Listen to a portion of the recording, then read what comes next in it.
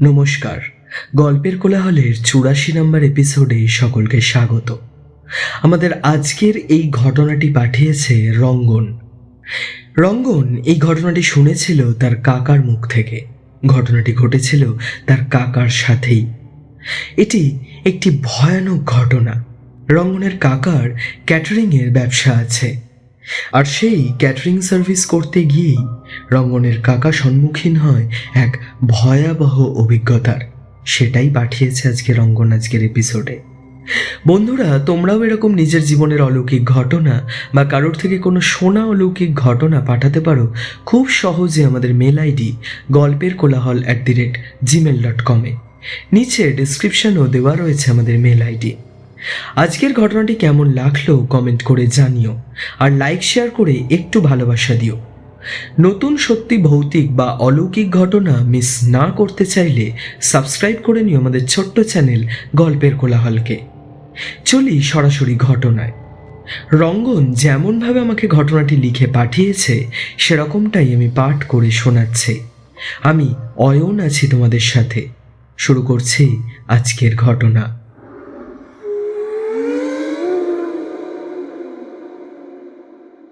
Hello দাদা, আমার নাম রঙ্গন।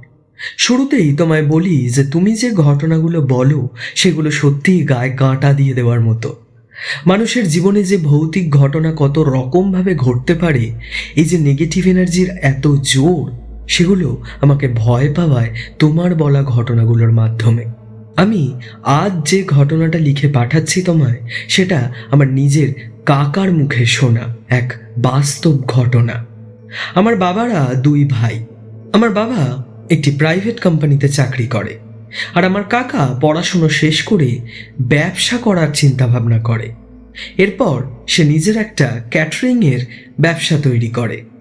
কাকার নাম আস্তে আস্তে লোকমুখে ভালোই প্রচলিত হয়। রমরম করে সেই ব্যবসা চলতে শুরু করে। এবার বলতে শুরু করছি আসল ঘটনা। বহু বছর ধরে আমার কাকা এই ব্যবসা করছে। জীবনে অসংখ্য বিয়েবাড়ি, অন্নপ্রাশন, জন্মদিন বাড়ি, পৈতে, যত রকম যা অনুষ্ঠান হয় সব কাজই কাকা করেছে। কিন্তু 2010 সালের একটা ঘটনার কথা কাকা আমায় বলেছিল, আর যখন আমি তার মুখ থেকে এই ঘটনাটা শুনি, তার মুখে আমি ভয়ের ছাপ দেখেছিলাম। আমিও খুব ভয় পেয়েছিলাম, কারণ এটা কোনো সাধারণ ভূতের ঘটনা নয়, এটা মারাত্মক বিপদের ঘটনা। আমার কাকিমার বাপের বাড়ি এক গ্রামে। সেখানে তার ছোটবেলার এক বান্ধবী বিয়ের কথা চলছিল। সেই বান্ধবী কাকিমাকে বলেছিল যে এই বিয়ের লোক খাওয়ানোর কাজটা আমার কাকাকে দিয়ে করাতে চায়। কাকা আমাদের এই জায়গা ছাড়াও অন্য অন্য জায়গায় ক্যাটারিংয়ের কাজের জন্য যেত। তাই কাকা একদিন কাকিমাকে নিয়ে তার বাপের বাড়ি গিয়ে সেখানে সেই বান্ধবীর সাথে সমস্ত কাজের কথা সেরে আসে। এরপর বিয়ের দিন আসে। সময়টা ছিল নভেম্বর মাসের শেষের দিকে। গ্রাম অঞ্চলে তখন বেশ ভালোই জাঁকিয়ে ঠান্ডা পড়েছে। বিয়ে শেষ হয়ে লোকের খাওয়া দাওয়া মিটতেই 1:30 বাজল। তারপর সব জিনিসপত্র কাকা তাড়াতাড়ি গুছোতে বলল, কারণ গ্রামের রাস্তা পুরো ফাঁকা হয়ে গেছে, চারিদিকে শুধুই কুয়াশা। কাকার সব লোকেরা কাজ করতে ব্যস্ত। তখন হঠাৎ একজন মহিলা সেখানে এসে দাঁড়ালো। এত রাতে ওই মহিলাকে দেখে সবাই খানিক অবাক হলো। তার পরনে শুধু একটা পাতলা শাড়ি, এক মাথা ঘোমটা টেনে চুপ করে দাঁড়িয়ে আছে। অত ঠান্ডার মধ্যে তার গায়ে কোনো শীতের বস্ত্র নেই। কাকা জানতে চাইল তার পরিচয় কি, সে কেন এত রাতে এরকম ফাঁকা রাস্তায় ঘুরছে। ঘোমটার ভেতর থেকে মহিলাটির গলা শুনতে পাওয়া গেল। সে বলল, আমায় কাজ দেবেন বাবু? বহু দিন ধরে কিছু খাইনি, কাজ করে কিছু টাকা পেলে তা দিয়ে খাবার কিনে খাবো। এত রাতে কাজ খুঁজতে বেরিয়েছে এই মহিলা। বিষয়টা অবাক করলেও কাকা বেশি মাথা ঘামালো না। বলল যে বাসনগুলো ছোট হাতিতে তুলতে। মহিলাটি ঘাড় নাড়ল। কাকা গাড়ির ড্রাইভারের সাথে কথা বলছিল। 5 মিনিটের মধ্যেই যখন গাড়ির পেছনে এলো, দেখলো সব ছেলেগুলো কিরমভাবে যেন তাকিয়ে আছে একে অপরের দিকে। তারা বলল যে অত ভারী ভারী বাসন চোখের নিমেষে নাকি ওই মহিলা চাগিয়ে সব গাড়িতে তুলে দিয়েছে, বিনা কারোর সাহায্য ছাড়াই। কাকা টাকা দেওয়ার জন্য সেই মহিলাকে খুঁজল। আশ্চর্যজনকভাবে সেই মহিলাকে কোথাও দেখতে পেল না। দেরি হয়ে যাচ্ছে ভেবে সবাই গাড়িতে উঠে পড়ে। কাকা বাড়ি ফেরে তখন ভোরের আলো ফুটে গেছে। সকাল থেকেই কাকার শরীরটা কিরম যেন একটা করছিল, ভালো লাগছিল না। সারাদিন ঘরেই শুয়েছিল। সন্ধে থেকে জ্বর আসে কাকার। ক্রমশ গায়ে তাপ বাড়তে শুরু করে। ওষুধ খেয়েও কোনো লাভ হচ্ছিল না।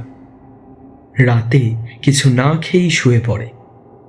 কাকিমা তখনও ঘরের কাজ সারছিল, কিন্তু কাকা ঘরে একা শুয়ে দেখতে পাচ্ছিল গতকাল রাতে সেই এক মাথায় ঘোমটা টানা মহিলাটি ঘরের এক কোণে দাঁড়িয়ে কাকাকে দেখছে। মাথাটা তুলে কাকা দেখার চেষ্টা করে। তখনও মনে হয় যে সত্যিই ওই মহিলাটি ঘরে দাঁড়িয়ে আছে। এরপর কাকার আর কিছু মনে নেই। অদ্ভুত বিষয় হলো, সকাল হতেই জ্বর একদমই ছিল না। কাকা ভেবেছিল যে গত রাতে জ্বরের ঘোরে ওই মহিলাটিকে দেখেছিল। সেটা হয়তো কাকা ভুল দেখেছিল, কিন্তু সে জানতো না আসল ভয়ঙ্কর অভিশাপটা এখনো তার জীবনে ফলেনি। সকালে ঘুম থেকে ওঠার পর সবকিছুই স্বাভাবিক ছিল। কাকা দুপুরে একজনের থেকে কাজের টাকা আনতে গেছিল। ফিরতে ফিরতে সন্ধে হয়ে যায়।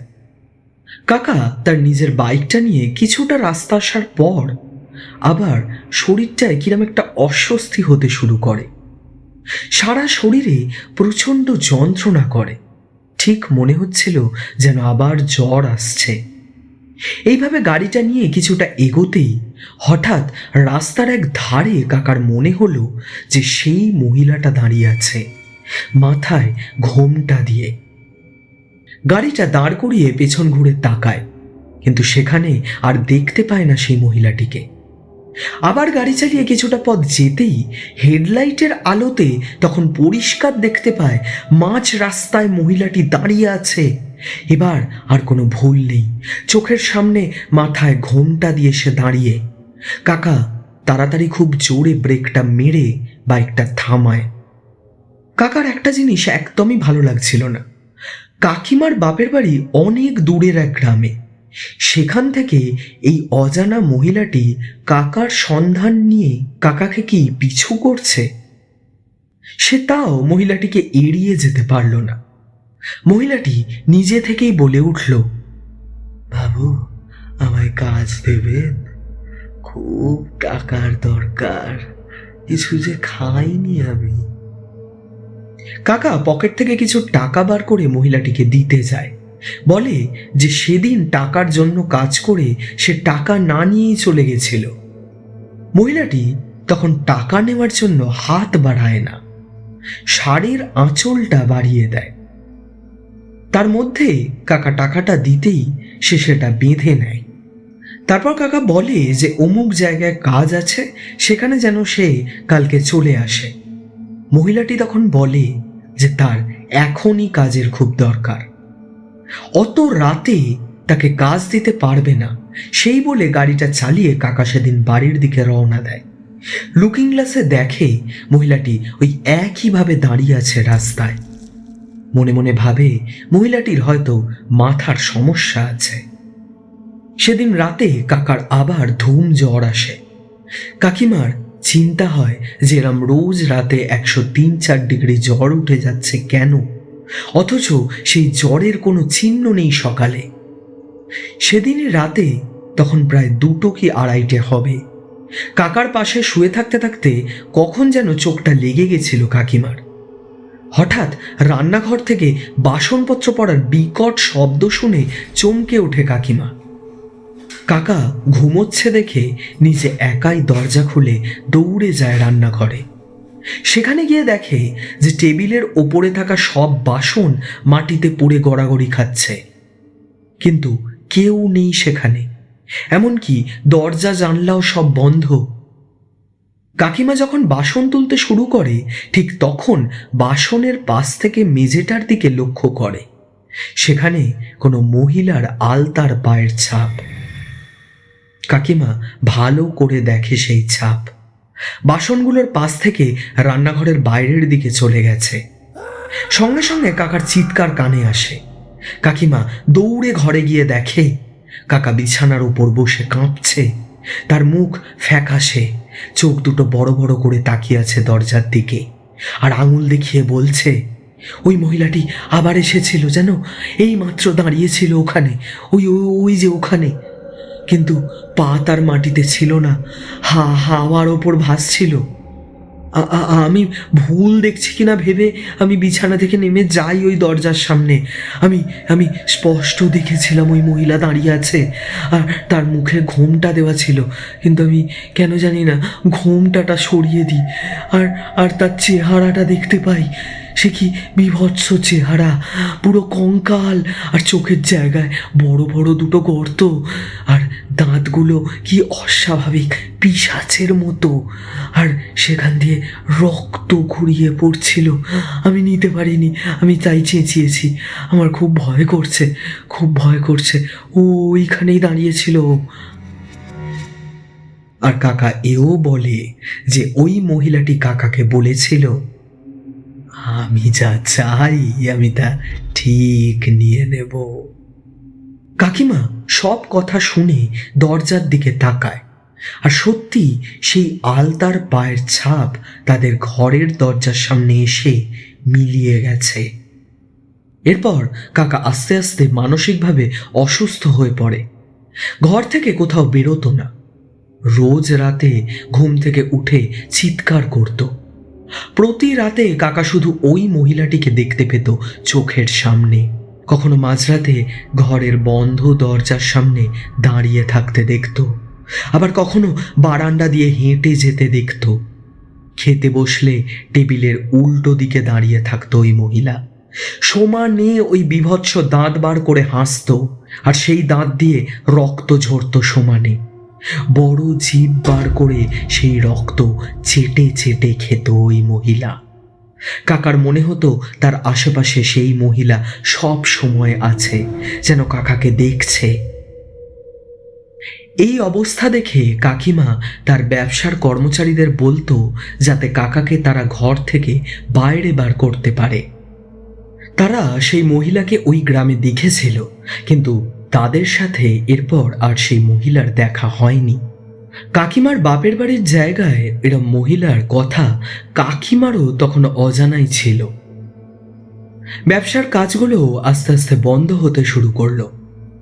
একদিন রিজু নামক এক কর্মচারী কাকাকে একটা অন্নপ্রাশন বাড়ির কাজের কথা বলতে আসে। কাকা ভয়েতে রাজি হয় না, কিন্তু ছেলেটি এক প্রকার জোর করেই কাকাকে রাজি করায়। সেদিনও রাত হয়ে গেছিল বেশ কাজ শেষ হতে হতে। তাও শহরের এক চেনা জায়গায় কাজ হচ্ছে বলে কারোর চিন্তা ছিল না। তবে সেদিন রাতে মালপত্র তুলতে তুলতে বাসনের মধ্যে রিজু একটা কাপড়ের পুটলি পায়। কাকাকে ডেকে সেটা দেখায় রিজু। সেটা দেখেই কাকা ভয় পেতে শুরু করে, কারণ ওই কাপড়ের টুকরোটা ছিল ওই মহিলার শাড়ির ছেঁড়া, আর তার আঁচলে যে টাকা দিয়েছিল সেই টাকা সেই ছেঁড়া আঁচলের টুকরোর মধ্যে বাঁধা। রিজু পুটলিটা নিয়ে ঝোপঝাড়ের ভেতরে ছুঁড়ে ফেলে দেয়। তারপর কাকাকে কোনো রকমে গাড়িতে তুলে গাড়ি ছাড়া হয়। রিজু আর বাকি কর্মচারীরা সবাই ছোট হাতির পেছনে বাসনের ওপর বসে বসে ফিরছিল। হঠাৎ কাকা শুনতে পায় পেছন থেকে ওরা যেন চেঁচাচ্ছে, গাড়ি থামাও, গাড়ি থামাও বলে। ড্রাইভার তাড়াতাড়ি গাড়ি থামায়। তখন চারিদিক ভালোই অন্ধকার। কাকা পেছনে গিয়ে দেখে সবার মুখে একটা ভয়ের ছাপ। সবাই বলছে গাড়ির পেছনে ওরা বসে গল্প করতে করতে ফিরছিল। হঠাৎ ওরা দেখতে পায় ওদের মাঝখানে ওই ঘোমটা টানা মহিলাটি বসে কি সব বিড়বিড় করে বকছে, আর হাওয়ার দাপটে সেই ঘোমটাটা খুলতেই তার বীভৎস চেহারা সবার চোখে পড়ে। কিছুক্ষণের মধ্যেই সেই হাওয়ায় সেই মহিলা যেন মিলিয়ে যায়। কাকা তখন কথাগুলো শুনছিল। কাকা দেখল ওদের সবার চোখ কাকাকে ছাড়িয়ে কাকার পেছন দিকে কিছু যেন একটা দেখছে, আর সবার মুখে যেন কথা আটকে গেছে। কাকা আস্তে আস্তে পেছন দিকে ঘুরতেই দেখে সেই মহিলা কাকার পেছনে দাঁড়িয়ে বলছে, আমার জমানো টাকাটা ফেলে দিলেন, আমায় কাজ দেবেন না বাবু। কাকা ছুটে সামনে গিয়ে ওঠে, ড্রাইভারকে তাড়াতাড়ি গাড়ি চালাতে বলে। তাড়াতাড়ি গাড়িটা স্টার্ট দিয়ে এগোতে শুরু করে। তবে অনেকটা দূর অবধি সেই মহিলার হাসি সবার কানে আসছিল। সেই রাতের পর রিজু নামক লোকটি আর তার সাথে আর একজন কর্মচারী খুব অসুস্থ হয়ে পড়ে। রিজু লোকটি বারবার বলতো যে রাতে কেউ তার দোতলার ঘরের জানলার বাইরে দাঁড়িয়ে আছে, সে দেখতে পেত। আর একজন নাকি ঘুমের মধ্যে চিৎকার করত, কাকে যেন সরে যেতে বলতো। আবার বলতো তাকে নাকি কেউ ডাকছে, টেনে নিয়ে যাওয়ার চেষ্টা করছে। ডাক্তার কারোর কোনো অসুখ ধরতে পারেনি। হঠাৎ একদিন রাতে রিজু নামক লোকটি মারা যায়। মারা যাওয়ার অবস্থায় তার চেহারা নাকি খুব ভয়ানক ছিল। চোখগুলো ভয় ঠিকরে বেরিয়ে এসেছিল। ঘাড়ের কাছে কেউ যেন খুবলে কিছুটা মাংস তুলে নিয়েছিল। রক্তে সারা শরীর ভর্তি, হাতে পায়ে কালশিটের দাগ, আর হাতের মুঠোয় ছিল সেই কাপড়ের পুঁটলিটা। এই খবর পেয়ে কাকার সব কর্মচারীরা কাজ ছেড়ে দিল। কাজ বুক হলেও পরের দিনই আস্তে আস্তে সেগুলো ক্যান্সেল হয়ে যেতে লাগলো। এত ক্ষতি আর এই মৃত্যুর পর কাকার অবস্থা আরও খারাপ হতে শুরু করে। কাকিমা আর অপেক্ষা না করে তাড়াতাড়ি এক চেনা নাম করা ওঝার কাছে কাকাকে নিয়ে যায়। তিনি নাকি সব দেখতে পেতেন। বৃদ্ধ ওঝা সব শুনে বলেছিলেন, যে কাজ সে সেদিন করেছিল তার মজুরি তো শুধু টাকা নয়। এই কথাটা শুনে কাকা অবাক হয়ে ওনার দিকে তাকায়। তারপর মহিলার আসল পরিচয় উনি বলতে শুরু করেন। এই ঘটনার কিছু মাস আগে এক গরিব মহিলা এক গ্রামে থাকতেন। তিনি এতই গরিব ছিলেন যে ঠিকমতো খেতে পেতেন না। বর জ্বরে মারা যায়, ছেলেও না খেতে পেয়ে মারা যায়। এরপর এক শীতের রাতে কাজের জন্য এরকম এক ব্যবসায়ী লোককে বলেছিলেন। সে টাকা তো দেয়নি, বরং খুব অত্যাচার করেছিলেন তার উপর। এরপর সেই মহিলা মারা যায়। তারপর থেকে সে গ্রামে গ্রামে ঘুরে বেড়ায়। তার হিংসা আর রাগ এতটাই ভয়ানক হয়ে গেছিল, যদি কেউ তাকে দেখে ফেলতো একবার বা তার ডাকে সাড়া দিত, সেই মানুষের রক্তের স্বাদ না পাওয়া অবধি তাকে সে কোনোদিনও ছাড়ত না। কিন্তু কাকার তখন অবধি কোনো ক্ষতি করতে পারেনি, কারণ ছোট থেকেই কাকার হাতে অনেক তাবিজ ছিল। আমার ঠাকুমা আমার কাকা আর বাবাকে এসব পরিয়ে রাখত। তাই আমার কাকাকে ওই মহিলা কোনো ক্ষতি না করতে পেরে অন্য একজনকে মেরে ফেলেছিল।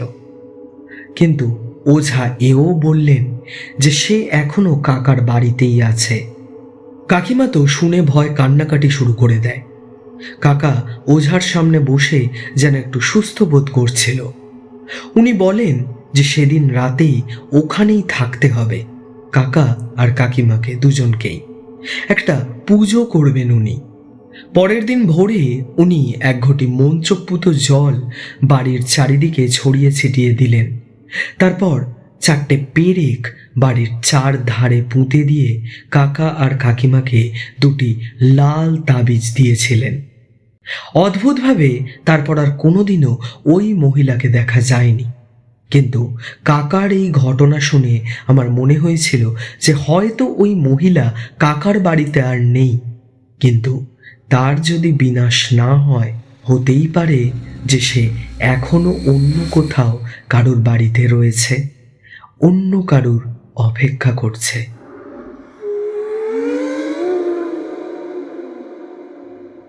রঙ্গন, খুব ভয়াবহ একটি ঘটনার সম্মুখীন হয়েছে তোমার কাকা। অনেক ধন্যবাদ তোমাকে আমাদের চ্যানেলে এই ঘটনাটি পাঠানোর জন্য। শ্রোতা বন্ধুরা, জানাও তোমাদের কেমন লাগলো আজকের এই ঘটনাটি কমেন্ট করে। লাইক শেয়ার করে একটু ভালোবাসা দিও, এটা আমাদের অনেক অনেক বড় সাহায্য হবে। আর সাবস্ক্রাইব করতে কিন্তু ভুলো না।